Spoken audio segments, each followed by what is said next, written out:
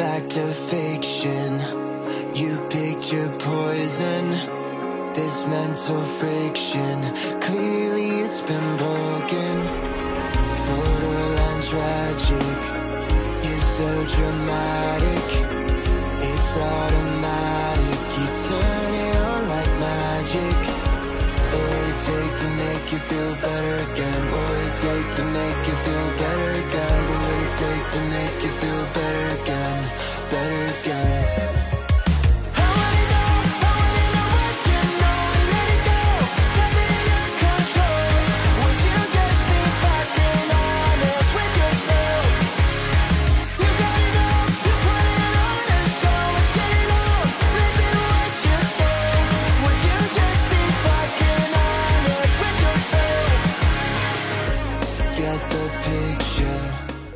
Color variant na nilabas ngayon para kay Yamaha Aerox, ito talaga yung kulay na bet ko. Ang tawag nga pala sa kulay niya ay glaze blue, pero kung titingnan mo siya sa personal, para siyang white. So, syempre guys, bagong motor, hindi natin papalagpasin na hindi ito mabigyan ng review at walkthrough at aalamin na din natin kung magkano yung presyo nito dito sa Yamaha Viking Tagum. Kaya naman tara, samahan nyo ikutan tong scooter na to. Let's go! Grabe guys, hinintay ko talaga tong color variant na to na dumating dito sa Yamaha Viking Tagum. At syempre ngayon dumating na, hindi ko talaga pinalagpas na hindi to mabigyan ng review. Paano ba naman kasi? Sa lahat ng color variant nga ng Aerox na nilabas ngayon 2025, ito talaga yung bet ko, no? Itong glaze blue. Pero kung titingnan mo siya sa personal guys, para siyang white, no? Na may konting pagka-bluish. Pero doon sa mismo website niya, glaze blue yung ayan, yung kulay niya. So, of course, this one guys is standard. So, makikita nyo naman, napaka-astig talaga ng itsura niya. Lalong-lalo na dito sa front. Dating dito sa kanyang front profile guys, ayan, meron siyang LED light na napaka-angas. Ayan. Tapos, yung kanyang turn signal light or hazard light, naka-LED na din. At syempre, ito yung kanyang eye line. Tapos, dito sa kanyang LED light nga pala or headlight guys, ayan, para siyang projector na naka-rectangular. And for me, napakaganda, napaka-modern, no? Bago sa mata. Goods na goods para sa akin yan. So, dito guys, sa suspension na ginamit, telescopic pa rin, single disc, single path. And then, dito sa kanyang gulong, 110 by 80 by 14 inches.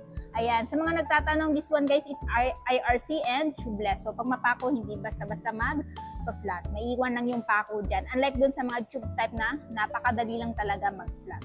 And for me, napakaganda na tubeless yan para pag nasa long ride kayo, mapako kayo. So at least, hindi kayo mamumroblema masyado na madaling ma-flat yung motor ninyo. And dito naman tayo sa side profile niya. Napakaangas talaga guys ng kulay niya. Ang ganda kasi ng paint job dito guys. Ito talaga yung nag-caught ang attention ko. Napaka-glossy niya.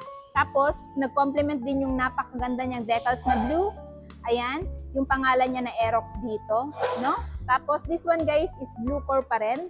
So, which gives you more power but less fuel. Kaya naman napakatipid nito sa gasolina. And ito naman yung kanyang side. O, diba? Still, upright seating position. Unlike NMAX na mayroong option for cruising style. Pero kahit ganun pa man, napaka-relax pa rin naman ito dalhin sa long ride. Kasi nga napaka-comfy ng kanyang seat cushion. At syempre, yun na nga, naka-upright seating position tayo dito. No? So, dito tayo guys sa kanyang dashboard. So, yung dashboard niya guys is fully digital. So, kumpara doon sa old version, yan. Yung ngayon is, ayan, may abang na siya. So, bago yung design niya. So, LED siya. Inverted yung kulay. Instead na white, ayan, navy blue. So, yung information meron dito is speedometer. Ayan. Yung trip, kilometer, kung ilan yung natakbo, 0.1.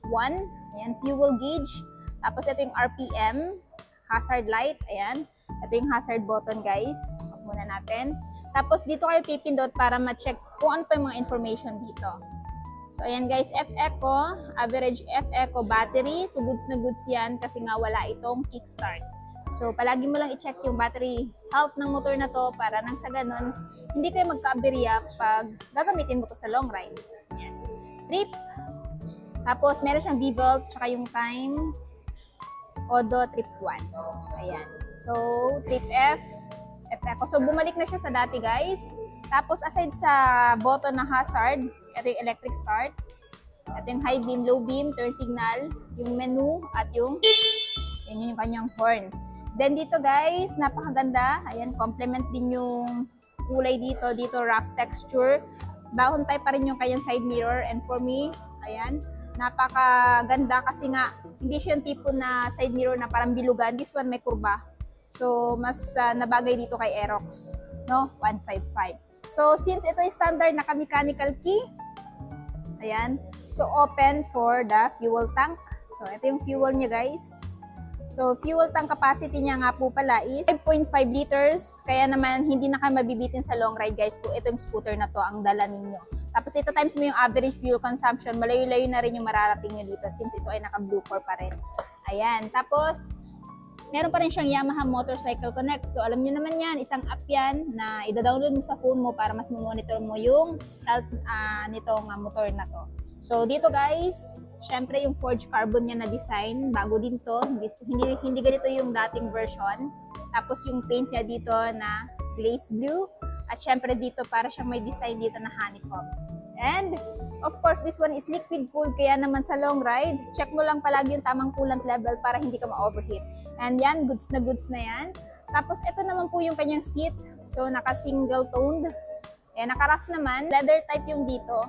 Tapos dito, iba yung texture. Pero same lang sila ng kulay. Ayan, naka-rough. Stitches, premium na premium. Tapos, syempre, hindi mawawala yung kanyang under-seat storage. Check natin yung under-seat. O, diba? So, ito po yung kanyang under-seat storage, guys. Kita nyo naman, napakalaki. So, kasyang-kasya dito. Ayan. Papers ng motor, bag mo, yung mga, alam mo na, gamit mo kung maglo-long ride ka, pero kung hindi pa rin enough. And maglagay ka dito ng bracket for top box at saka top box. So, kung interested kayo guys, ayan, magbili ng top box. Meron akong top box na may re-recommend sa inyo, maging bracket dito kay Aerox. Ilalagay ko na lang dyan para, ayan, makita nyo din. At kung perfect yun para sa inyo, ayan. So, highly recommend guys na, ayan, yan yung bilhin nyo. Aside sa nasubukan ko na, yung quality talaga napakaganda. Ayan. So, ngayon, dito tayo sa baba. So, nandito guys yung kanyang MG Smart Motor Generator. So, pag pinatakbo to, or pinaandar to, tahimik na lang. Hindi siya yung parang meron ka pang mapapakinggan na engine sound. This one is wala na.